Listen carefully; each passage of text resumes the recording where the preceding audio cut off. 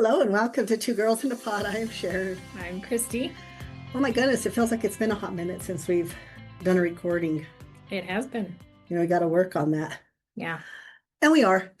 But we've been revamping, looking at different things. So I think that's part of what it is. But one of the things is that oftentimes, as I said, every Sunday morning I do a talk at 10 a.m. Mountain Standard Time on Noom Vibe. Called the chat. It's called the chat. And each week I pick a different topic, to talk about and to kind of address. And this last week, a listener asked me if I would talk on interracial or cultural differences in relationships and stuff like that. And I thought it was an interesting topic and had quite a few people jump on and kind of share some ideas and thoughts. And, the thing is that whenever we use something called interracial or cultural differences, in there, we're already identifying the different components versus why don't we just say people with different backgrounds or whatever it is. But already in the thing, there's almost like not a negative, but a Division. very good. So anyway, we had this conversation and it turned out really good. But one of the things that I think really inspired it for me was also, or I should say, she had already sent this idea and I said, okay, I'm going to do this. But then I think I really loved was the Harvard graduate's speech. Yeah, And if you haven't listened to it, you can find it online, the 2025 graduation.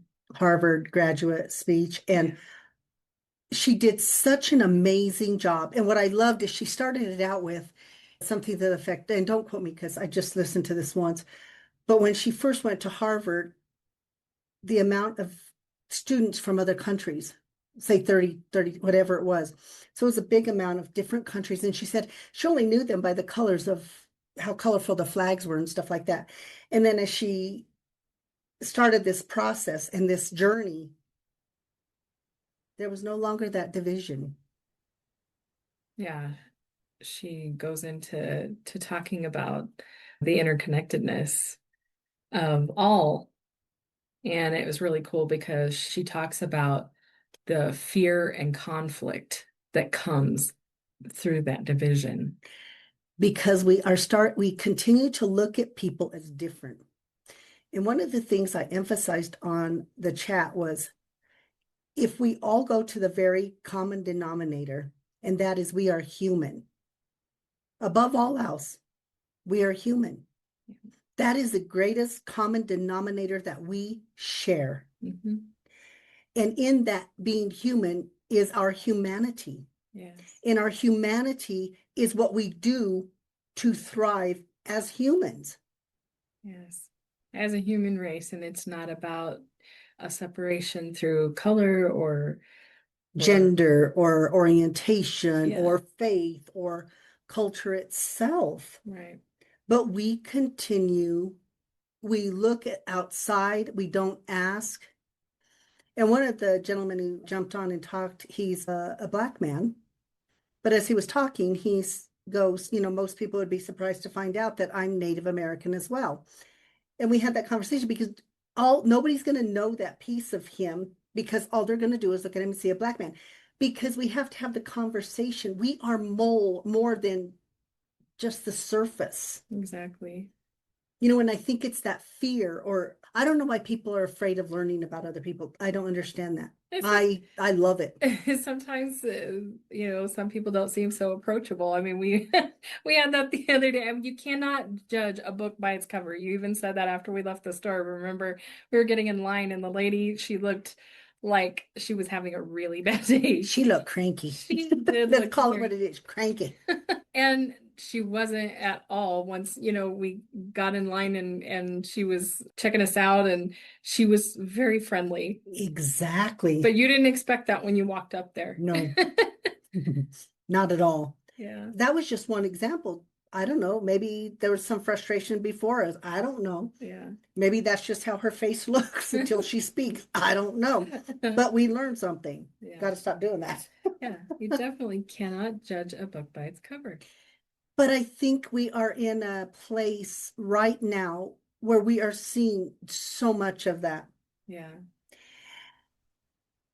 And it's sad to me because once again, we have more commonality than difference. But if all you're going to see is the color of my skin, you're never going to learn anything else about me. Or if all you see is who I love, we do not learn and we do not grow. If I am strong in my faith, then speaking to others about their faith should not rock my faith at all. Hmm. It should just expand on my faith. Exactly. And I think that the way that we do that is to ask questions. Exactly. And now, granted, when we look at some of these things, how we handle them, and whether it's somebody looking at us for the color of our skin or whatever. And I know for me, I have had racism in my life. I wish I hadn't, but I have had it. And I also try to understand. And, for me, a classic example of that was when we went to Alabama. And we'd only been there once or twice. And we meet a friend of your family's. She was an elderly woman. She was like in her 80s. And it wasn't, what is your name? It was just the oddest conversation because she looked at me. And so I give her kudos for that. She wasn't talking behind my back or doing nothing like that. She literally looked at me and with her southern accent, she says, "Well, you ain't one of them there Mexicans." She goes, "No, you ain't Mexican." And I'm just kind of looking there like I'm not even sure how to respond to this because part of my cultural upbringing is you respect your elders. So I didn't go to a place where, oh my God, I'm going to no, because I wouldn't do that anyway. And then she goes, "No, I think you're one of them there Injans." Yeah, you're an Injan. Just sort of like, Yeah. I talked with Chris. I processed with Christy afterwards because I'm there like, what? What is this about? I don't understand. They do things differently in the South. Did that prevent me and this woman from having a cordial and friendly relationship? Absolutely not. Yeah. Because I think what she was doing, in essence, is she was asking the question.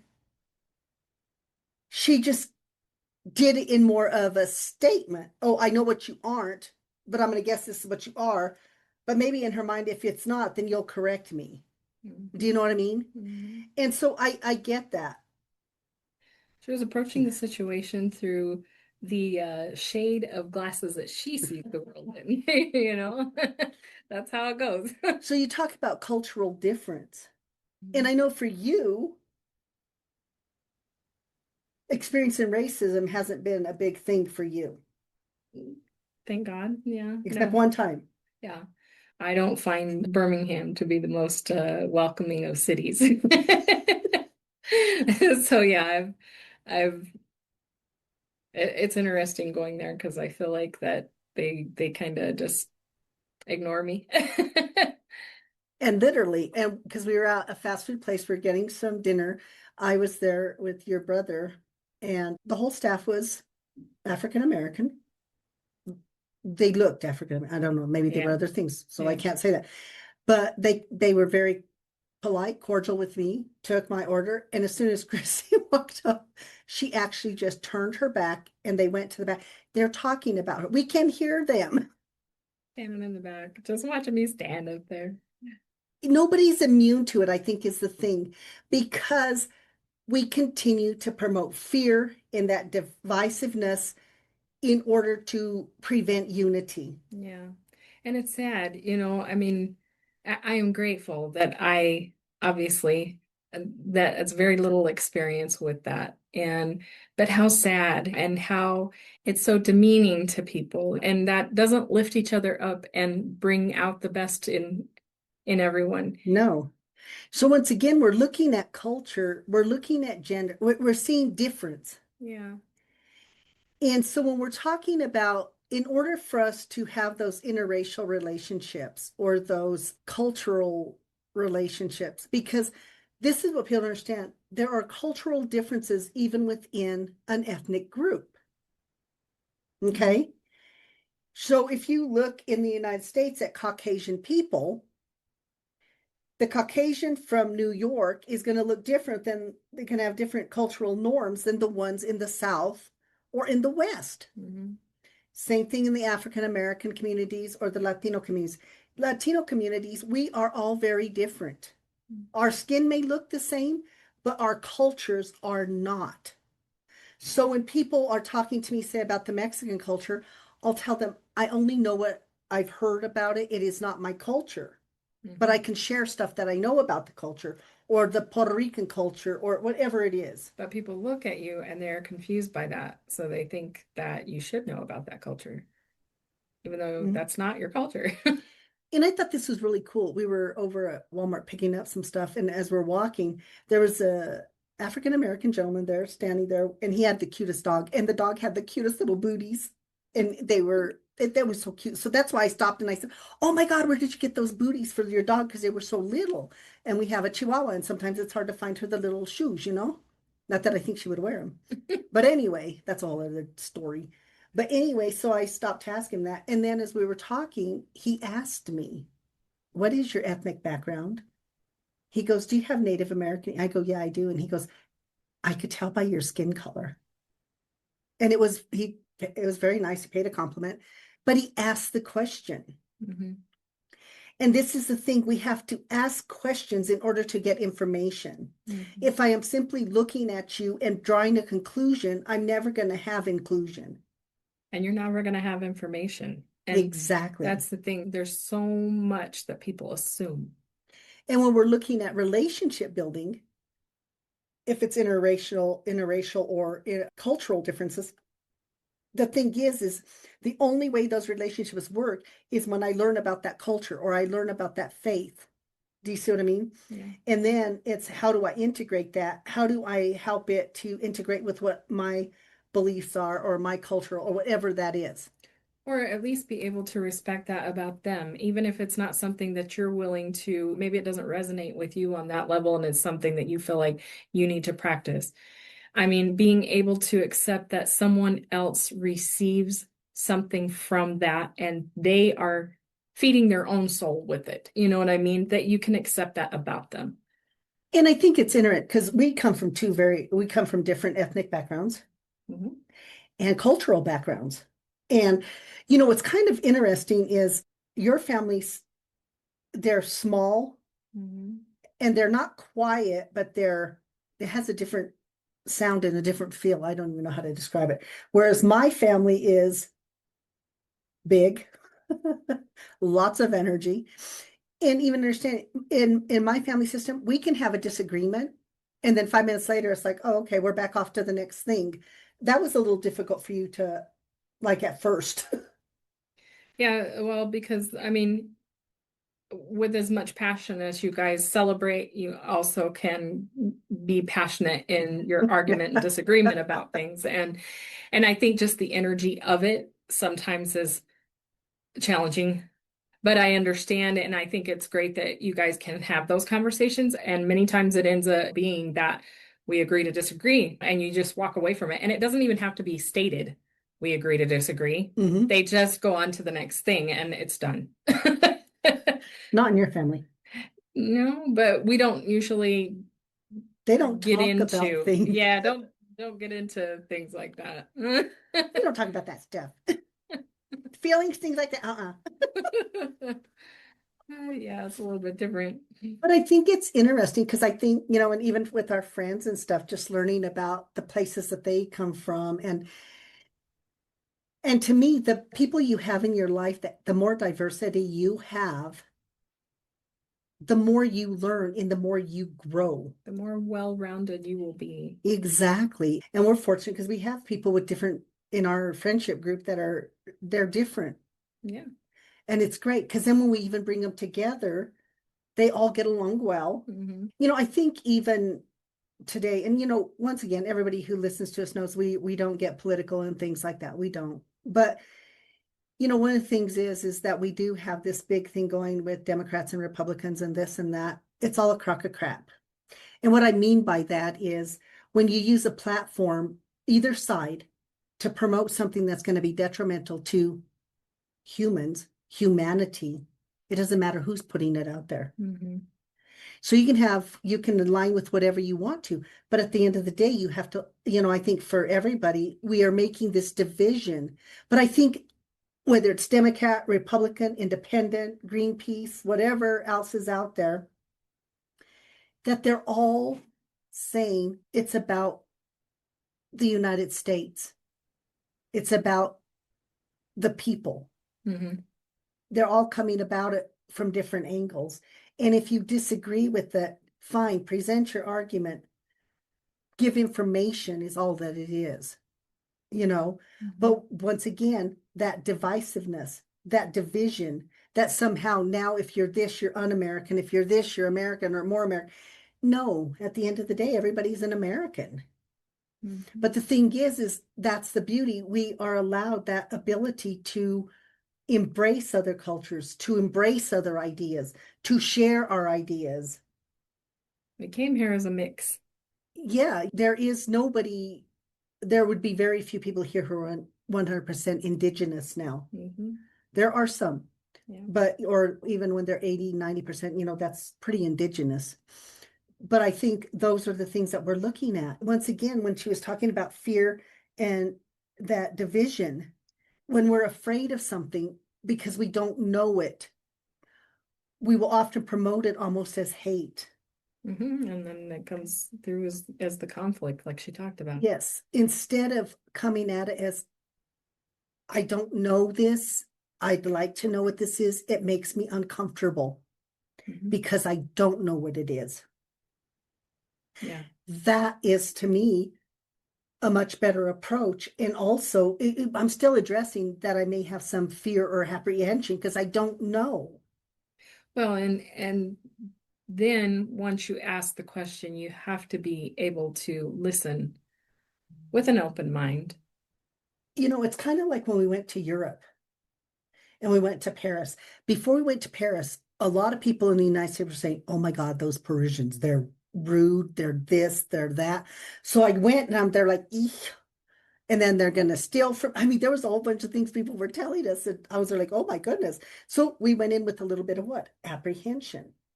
And then our friend Sandra, who went with us, wanted to do a food tour. And we thought, okay, well, that sounds cool. So we did the food tour, which was great because there was only the three of us. And so the lady was telling us a lot of the history. And while we were doing that, a person walked by and did this once over with me. And they're like, oh my goodness. And she explained, she goes, that is not an insult here. And I go, what? She goes, they're really looking at you. They're looking you up and down. I said, so my thing is, I can do that back. And I did, well, in Paris. So I would do that. And nobody took it offensively. And you know what I found? In doing that, I actually was looking at the whole person. Whereas most times what we do is we will look at the or face or whatever body part a person likes. Hmm. You can tell because that's where their eyes go.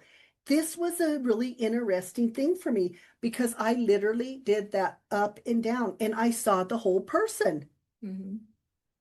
It's fascinating to me. I'm always fascinated by people and Well, things. both of us enjoy people watching, and that's one of the big things there. So a lot of the cafes, even they have out on the sidewalk a lot of tables out there, but the chairs aren't facing each other. They're most of the time both chairs are facing out because they're watching people as they pass by. And it was really great because doing this food tour, this woman explained a lot of those cultural components. Yeah. And as soon as we learned them, they're like, oh my God, we want the table outside. Yeah, because we're going to people watch while we have our little coffees and do that. And it was fabulous. Yeah. And then we also didn't understand the other thing that was really interesting is she said, don't think that they're going to come and take your plates and stuff because they don't do that. You have to signal to them when you're done. I mean, had we not known that, we would have been there all night. Yeah. Well, they pretty much, I guess, if you have Reserve your a table. reservation, you're there for the evening. They want you to talk about the food and enjoy it and really get into it. And it's not about rushing you out the door. Here's your ticket. That, So which is common here in the US. yeah. Sometimes while you're still eating, they're taking your plate. Next. Once again, it's all of those things. But I think that if we had not had that food tour and Mhm. her explaining a lot of different things to us, I think that we might have had a different idea. So once again, it's also the thing of asking questions. And I have this where some kids will be friends, but then parents will say, well, you can't like them because they're this color or they're this religion or they like boys and they're a boy or they like girls and they'll have a lot of that. So then the kid is stuck in the middle because sometimes they really don't care. Mm-hmm. But once again, now it's like, how do I keep my parents happy but how do I have friendships but it's not asking questions. That makes it especially difficult in people that are entering into relationships and it's two different cultural backgrounds of the families. It's interesting. I was an activities coordinator a long time ago, and this young lady, she was from, I can't remember the country, she was from a Middle East country though. And she came in one day and she was very upset. And I said, what is wrong with you, girl? And she says, Miss Sharon, she said, my mom, our culture we don't shave our legs. I said, okay. But see, she was now a teenager and she was having PE and stuff. And so the kids would tease her a little bit. Mm. And she said, so this was her idea, people, because she so much wanted to fit in, but she didn't want to be disrespectful to their faith and that and their culture. So she thought she could just pour bleach on her dark hair and it would make it light so you couldn't see it. I said, oh, baby, you can't do that. I said, let me talk to mom.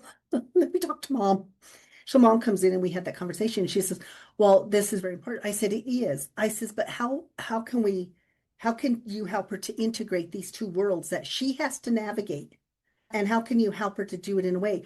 I said, what if we do it where the months that she has PE or summer, because sometimes she didn't have that. So she could have a whole semester where she doesn't show her legs. I was like, how about if on those times she lets the hair grow, but when it comes time that she has to be out in public, that she gets to shave her legs.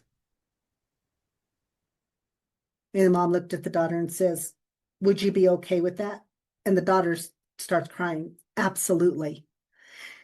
There are ways to integrate. We have to help. It's like having one foot in and one foot out. When we have cultural differences, and I've seen that in the past where we have interracial marriages, Mhm. and one is very family oriented and the other is not. My ex did not understand why I was so family oriented, but that's what I grew up. I talked to my parents every day until they passed. I Mhm. talked to them on vacation. I, you knew it, you damn, and I told you, I said, I talk to my parents all the time. You weren't there like, oh, that's weird. But then you had to adjust to our cultures. Yeah. And not just my ethnic background, but the fact that you were from a city and Mhm. I was from the country. Yeah. I think that was harder for It was. Yeah, for sure. I mean, but it was a learning experience for sure. you. I don't know what she thought when my dad tells her, go get a shovel and start helping. Start digging that ditch. Oh, just no burning ditches. That was the worst. But these are things that you had never been exposed to. Yeah, it was eye-opening, but It's, I do have an appreciation for it, as we talked about. You're a more well-rounded person the more that you learn about. And so I don't hate that experience. Well, like I said, the burning ditches, but I'm grateful for that experience because I really do feel like that it taught me things. and the hard part is to also understand that the individual can be so entrenched in their culture or living in the small town, and you'll see that a lot of times, whether it's city or small town, those same people, they do not leave that area. They are so attached to it. It feels there's safety in it, Yes, you know. I'm safe here. I know this. So therefore, they may look down on people who are from the city, or the city people may look down on people from the country. These differences are not really differences in the aspect at our core level. What they are is these constructs that have been developed over time that we prescribe to. So when we're looking at somebody from the city, say from the country, the only difference is there's very few differences. You still go to school. I still went to school. We still played sports, or you didn't play sports, but you know what I mean? We still made friendships, we still graduated. More commonality than burning a ditch. Yeah. Do you see what I mean? Hmm. But once again, it's easier for us to point out those differences Right. than if we go into every relationship saying, I am connecting with another human being on that basic level. I am connecting with this human being. I am human. They are human. Therefore, I start on common ground anyway. And we can learn from one another. Exactly. But then when we're trying to blend that together, if you're not going to take the time to learn that other culture, religion, whatever it is, and when we have people who marry different religions, in some religions, if you're not this religion, then you can't really marry in. You have to convert over to that religion. And some people do, and some people do it, but they don't want to. They Hmm. do it in that moment because they never have those conversations. And then later on, you will see issues in the relationship based on that. Yeah. If there's any form of racism in that family system and you do that interracial, it has the potential to create problems down the line because now that person, so it'd be like if my family didn't like you because you were Caucasian, Hmm. then now I'm going to have to be balancing like, oh crap, I want to be happy with you. I want to be happy with my family.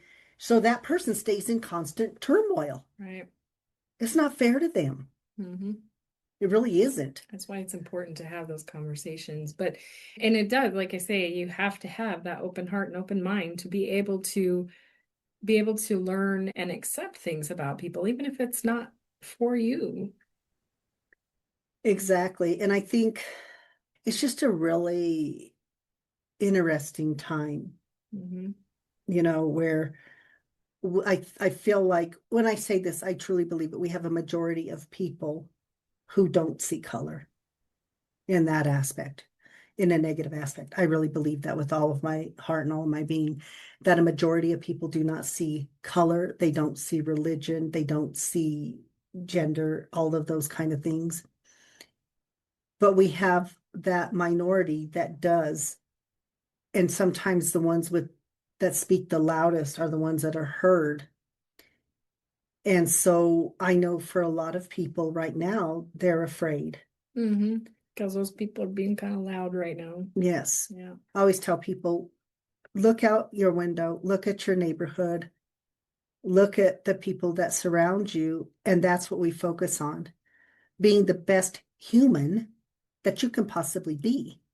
Because if I'm being the best human I can possibly be, maybe when I encounter those people who are having some fear or apprehension about who I am based on my color, if I am coming from that place of humanness, then maybe that will resonate with them enough for them to not shout, but to hear and to feel.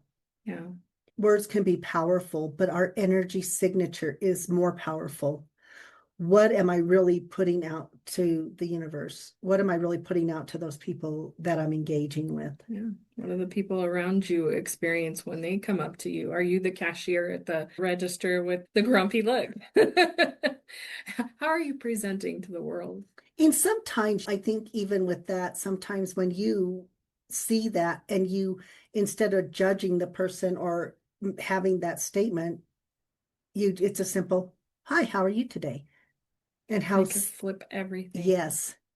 So it is in our human kindness. That there was another perfect example of that when we were in Europe, because when we went to the bakery in Germany, the man that was there, he seemed so grumpy. He just, He was from another I forget what country he was from, yeah, but he owned and operated a German bakery. And yeah, we were kind of afraid, but we really wanted the pastries. but then we started talking to him. Yeah, because then he asked, "Well, where are you from?" All this, and we started talking. And then, in fact, when we sat down to eat our pastry, he came and sat and talked with us, and so we had this wonderful conversation. But once again, we would have missed all those opportunities. The other thing I think about, and oh, I cherish this, cherish it, cherish it. We were in Puerto Vallarta, and we were going to go do their version of Cirque du Soleil. It's in the jungle. If you ever go there and you're going to have an excursion, go do this. It is beautiful. The auditorium is the jungle. Outdoor. Hmm. So anyway, we're going and we run into these two women and they're from Ghana. We don't know anything about Ghana, but I am telling you, they have hordes of mosquitoes. Take mosquito. So we had heard that. Well, they didn't get that message. So when we got there, oh, we're spraying away and they're over there slapping. And I looked at the lady and I go, would you like some of our off? She goes, oh God, yes. So that started this thing. I didn't care where they were from. I just cared that they were getting bit by mosquitoes. Mm. It had nothing to do. Anyway, we had the most fabulous time with these two women. Yeah, that excursion was great. It was just, we had such a Magical. wonderful time with them. And Laughed so much. I'm so grateful because we didn't look at their color, we didn't look at the country they were from, we didn't care what religion they were, we didn't none of that. On a human level, we connected and it was fabulous. But people, if we are so busy looking at the color or wondering what their political affiliation is or religious affiliation or this, that, or the other, socioeconomic status is another one. If we're so busy looking at that, we are cutting ourselves off from a huge part of the population. Mm-hmm. And there are so many wonderful, wonderful people from all walks of life, from every cultural background, ethnic background, gender, everything. And so many wonderful experiences to be had when you're open and to having those conversations. Exactly. And, embracing people where they're at. I don't have to agree with everything you say and do. Yeah. I just respect it's what your experience, that is your experience. It's not about trying to convince the other person. It's about sharing knowledge in order to have that growth. We have this big thing with the LGBTQ plus community, particularly transgenders. I think a lot of it is people really don't stop to get educated. True education, not propaganda, Mm-hmm. but people do not stop to understand that. And people sit there, well, there's only two genders. Well, we know that's not true. We have intersex people. Where do we count them as? They have both genders. I was going to say, man, many people don't even know what that is. Exactly. So when somebody says there's male and there's female, what about those other people? What do we categorize them as? There are some that are born with no gender. So what do we do with them? Because technically it's whatever, but you're not born with either one or with both. Or so there's more, there's such vastness in our humanity. We're more fluid than we know. There is so much color. Mm-hmm. There is so much beauty Yeah. in our humanness. And we limit ourselves on a daily basis because of somebody else's social constructs. Right. And it's up to all of us to choose. And I love at the end of this young lady's speech when she said what she realized is we are all connected. We are more connected. And if you have not watched her speech, watch it. And I love the story she talks about the washing machine. Yeah. Wonderful story that illustrates it beautifully.